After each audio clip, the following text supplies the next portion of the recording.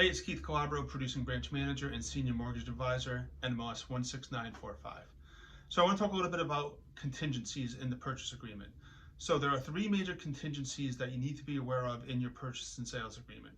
These contingencies are meant to protect your deposit throughout the loan process. The three contingencies I want to talk about are the inspection contingency, the appraisal contingency, and the mortgage financing contingency.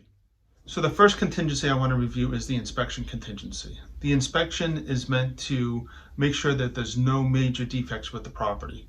So if the inspection report comes back and there's some issues with the condition of the property, you have the option to go back to the seller and see if the seller is willing to fix any of those issues that came up on the inspection report. Now, unless you're buying a brand new home, there's going to be some minor issues with the property. Now, there's no perfect property out there, but the inspection report is really meant to determine if there's significant issues that are going to cost you money down the road. So you can either go back to the seller and see if the seller is willing to take care of any of those issues with the property, or you have the ability to back out of the contract and get your deposit back. The second contingency I want to review is the appraisal contingency. So the appraisal is meant to determine the value of the property. So if you're buying a home for $400,000, we need to make sure that the value of the home is $400,000. So most times in the purchase contract, your realtor is going to write to appraise at or above the purchase price. If it doesn't, you have the option to go back to the seller and renegotiate the purchase price based on the appraised value. If the seller is not willing to renegotiate, then you have the option to back out of the contract and get your money back because the home did not appraise at or above the purchase price. So the last contingency we're going to talk about is the mortgage contingency. So the mortgage contingency is there to protect your deposit in case your loan does not get approved.